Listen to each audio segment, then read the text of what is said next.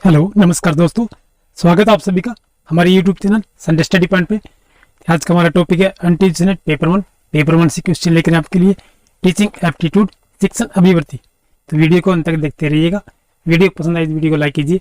Channel पर नए हैं चैनल को सब्सक्राइब कर लीजिएगा, साथ में बेल आइकन को प्रेस कर लीजिए। हमारी अन्य वीडियोज देखने के लिए नीचे डिस्क्रिप्शन में आपको लिंक मिल जाएगा, या फिर आप चैनल की प्लेलिस्ट में जाकर वहाँ से हमारी अन्य वीडियोज देख सकते हैं। वहाँ पर आपको अन्य विषयों पर वीडियोज मिल जाएंगी। तो चलिए आज के हमारे पहले प्रश्न पर चलते हैं हम। आज का हमारा पहला प्रश्न है, आपके यहाँ विद्यालय में मध्याह्न भोजन अवकाश की व्यवस्था की जाती है जिससे छात्र अध्यापक विद्यालय की कैंटीन का सदुपयोग कर सकें, छात्र अपनी थकान को दूर कर सकें तथा शिक्षक भी रिलैक्स हो सके, छात्र अपना भोजन ग्रहण कर सके तथा पुनः पढ़ने के लिए ऊर्जा प्राप्त कर सके, छात्र अपने को हर बंधन से मुक्त अनुभव कर सके। तो राइट आंसर क्या होगा? क्वेश्चन देने के लिए आपको 10 सेकेंड का समय मिलेगा। इस 10 सेकेंड में आप अपना क्वेश्चन फिलअप कर सकते हैं। तो राइट आंसर हमारा ऑप्शन नंबर बी हो जाएगा, छात्र अपनी थकान को दूर कर सके तथा शिक्षक भी रिलैक्स हो सके। ऑप्शन नंबर बी हमारा सही आंसर रहेगा।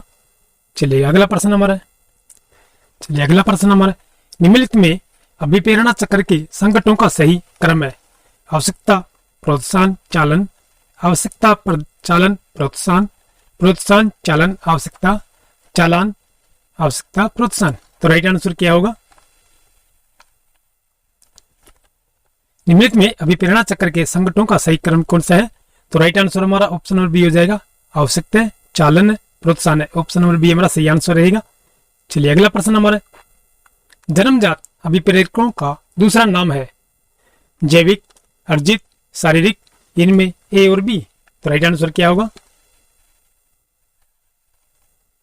जन्मजात अभिप्रेरकों का दूसरा नाम है, ऑप्शन नंबर ए और बी दोनों ही होंगे, ये जैविक है और अर्जित है। राइट आंसर हमारा ऑप्शन नंबर डी हो जाएगा।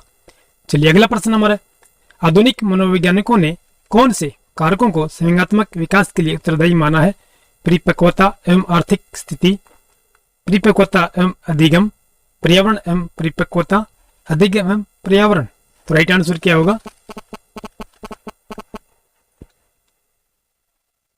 आधुनिक मनोविज्ञानियों ने कौन से कारकों को संवेगात्मक विकास के लिए उत्तरदायी माना है?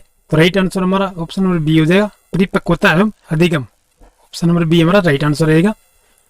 चलेगा अगला प्रश्न हमारा, स्थायी भाव का प्रकार नहीं है। जटिल स्थायी भाव, साधारण स्थायी भाव, मूल्यपरक स्थायी भाव, मूर्त अमूर्त स्थायी भाव।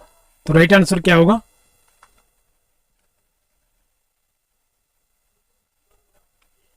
स्थायी भाव का प्रकार नहीं है, मूल्यपरक स्थायी भाव। ऑप्शन नंबर सी हमारा राइट आंसर रहेगा। यहाँ नहीं पूछा गया है, ऑप्शन नंबर सी हमारा सही आंसर रहेगा। चलिए अगला प्रश्न हमारा, स्थायी भाव एक विशेषता नहीं है, अर्जित होते हैं, मूर्त होते हैं, मानसिक रचनाएं हैं, स्व अनुभव भूत होते हैं। तो राइट आंसर क्या होगा?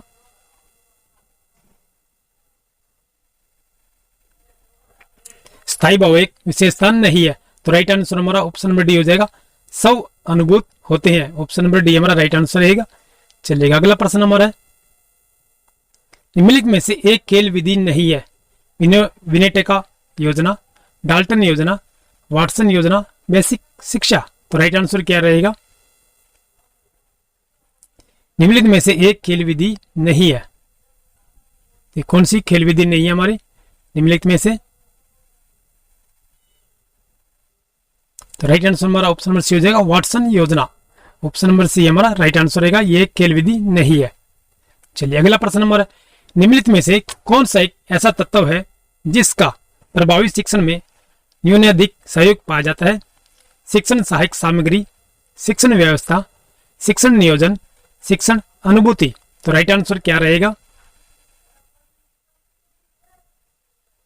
निम्नलिखित में से कौन सा एक ऐसा तत्व है जिसका प्रभावी शिक्षण में न्यूनाधिक सहयोग पाया जाता है? तो राइट आंसर हमारा ऑप्शन नंबर डी हो जाएगा, शिक्षण अनुभूति। ऑप्शन नंबर डी से आंसर रहेगा हमारा। चलिए अगला प्रश्न हमारा, पाठ्यवस्तु के तत्वों की विशेषता नहीं है। छात्रों की तत्वों के प्रति की जाने वाली अनुक्रिया के आधार पर व्यवहार परिवर्तन का पता लगाना, छात्रों के व्यवहार के आधार पर विभिन्न तत्वों की स्थिति का अनुमान लगाना, छात्रों के द्वारा तत्वों के ज्ञान होने की स्थिति में अपनी सकारात्मक अनुक्रिया जाहिर करना, छात्रों से तत्वों में परमगत होने की स्थिति की प्रत्याशा करना। तो राइट आंसर क्या रहेगा?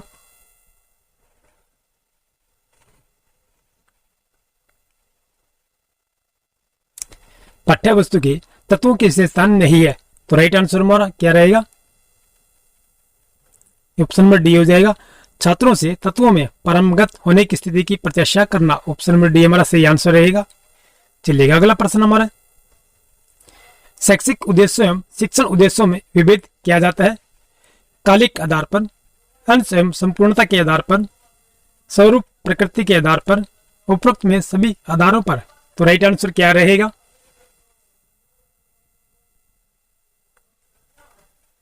शैक्षिक उद्देश्यों एवं शिक्षण उद्देश्यों में विभेद किया जाता है। तो राइट आंसर हमारा ऑप्शन नंबर डी हो जाएगा। उपरोक्त में सभी आधारों पर, कालिक के आधार पर, अंश एवं संपूर्णता के आधार पर, स्वरूप प्रकृति के आधार पर, तीनों ही सही रहेंगे हमारे। चलिए अगला प्रश्न चलते हैं। राष्ट्रीय एकता की भावना का विकास यह उद्देश्य कहा जाएगा। शैक्षिक उद्देश्य, विशिष्ट उद्देश्य, शिक्षण उद्देश्य, राष्ट्रीय उद्देश्य। तो सही आंसर क्या रहेगा? राष्ट्रीय एकता की भावना का विकास यह उद्देश्य कहा जाएगा। तो सही आंसर हमारा ऑप्शन नंबर ए हो जाएगा। ये शैक्षिक उद्देश्य कहा जाएगा। ऑप्शन नंबर ए हमारा सही आंसर रहेगा। चलिए अगला प्रश्न हमारा, शैक्षिक उद्देश्यों का स्रोत है आर्थिक स्थिति, मनोवैज्ञानिक सिद्धांत, राजनीति, सामाजिक दर्शन। तो राइट आंसर क्या रहेगा? शैक्षिक उद्देश्यों का स्रोत है। तो राइट आंसर हमारा ऑप्शन नंबर बी हो जाएगा, मनोवैज्ञानिक सिद्धांत है। चलिएगा अगला प्रश्न चलते हैं। ज्ञानात्मक उद्देश्यों का संबंध होता है सूचनाओं, ज्ञान तथा तथ्यों की जानकारी से, शारीरिक क्रियाओं के प्रशिक्षण से, रुचियों, अभिवृत्तियों तथा मूल्यों के विकास से, विपरीत सभी से। तो राइट आंसर क्या रहेगा? ज्ञानात्मक उद्देश्यों का संबंध होता है, किससे होता है? सूचनाओं, ज्ञान तथा तथ्यों की जानकारी से। ऑप्शन नंबर ए हमारा सही आंसर रहेगा।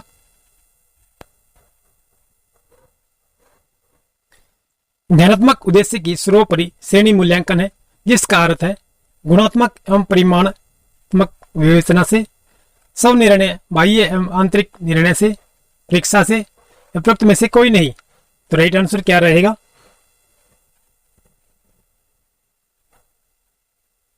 ज्ञानात्मक उद्देश्य की सर्वोपरि श्रेणी मूल्यांकन है, जिसका अर्थ है, ये देखिए, स्वनिर्णय, बाह्य एवं आंतरिक निर्णय से। ऑप्शन नंबर बी हमारा सही आंसर रहेगा। चलिए अगला प्रश्न चलते हैं हम। संप्रत्यय संबोध की आधारशिला है। अवबोध एवं विश्लेषण, मूल्यांकन एवं विश्लेषण, संश्लेषण एवं विश्लेषण, व्यक्तिकरण एवं विश्लेषण। तो राइट आंसर क्या रहेगा?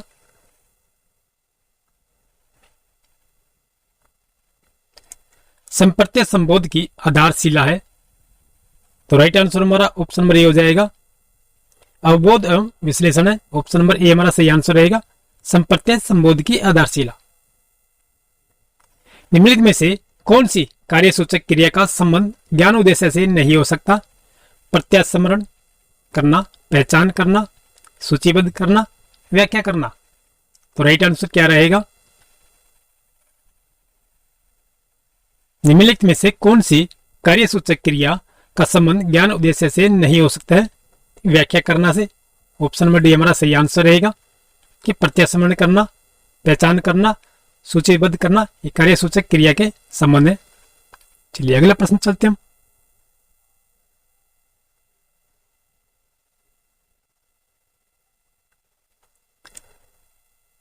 छात्र में किसी सिद्धांत के पूर्व कथन करने की योग्यता का विकास हो पाना संभव है? अनुप्रयोग के अंतर्गत, संश्लेषण के द्वारा, विश्लेषण के अंतर्गत, उपरोक्त सभी के द्वारा। तो राइट आंसर क्या रहेगा?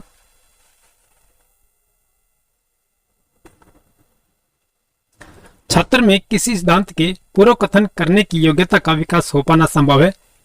तो राइट आंसर हमारा ऑप्शन नंबर ए हो जाएगा। अनुप्रयोग के अंतर्गत, ऑप्शन नंबर ए हमारा सही आंसर रहेगा।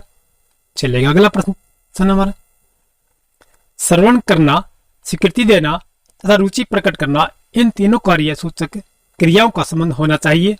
आग्रहण से, प्रतिक्रिया से, अनुमूल्यन से, व्यवस्थापन से। तो राइट आंसर क्या होगा?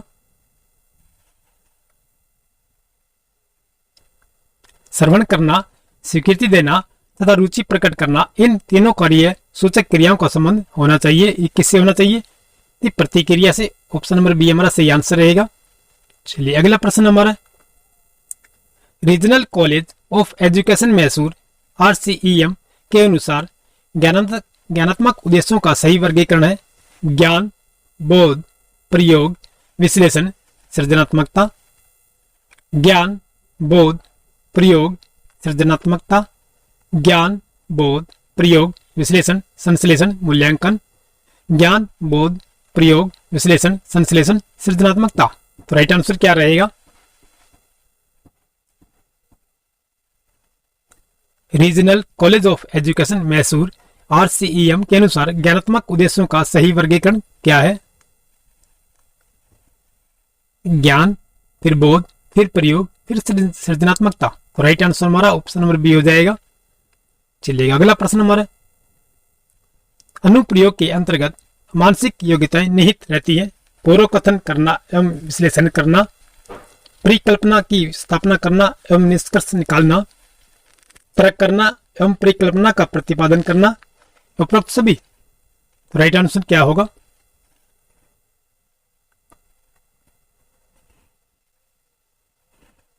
अनुप्रयोग के अंतर्गत मानसिक योग्यताएं निहित रहती हैं। तो राइट आंसर हमारा ऑप्शन नंबर डी हो जाएगा। ये उपरोक्त सभी में है।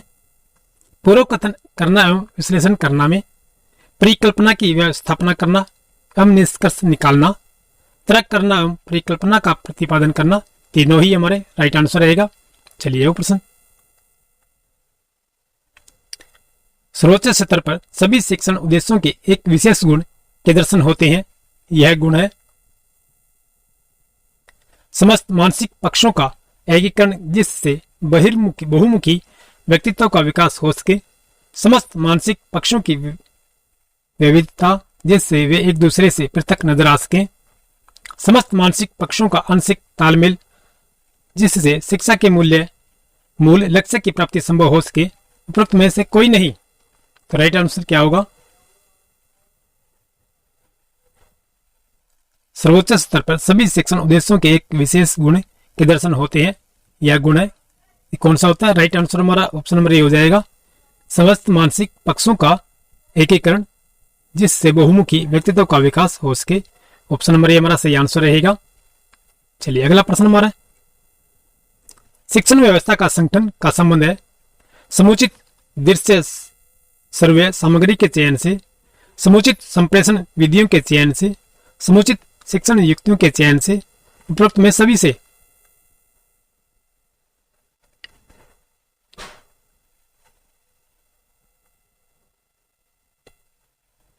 शिक्षण व्यवस्था का संगठन का संबंध है, ये किससे है? तो राइट आंसर हमारा ऑप्शन नंबर डी हो जाएगा। उपरोक्त में सभी से है। शिक्षण व्यवस्था का संगठन का संबंध समुचित दृश्य सर्वे सामग्री के चयन से, समुचित संप्रेषण विधियों के चयन से, समुचित शिक्षण युक्तियों के चयन से। तो राइट आंसर हमारा ऑप्शन नंबर डी हो जाएगा। चलिए अगला प्रश्न हमारा, शिक्षण युक्तियों का संबंध है अधिगम संरचना से, अधिगम अनुभवों से, अधिगम उपलब्धियों से, अधिगम स्थितियों से।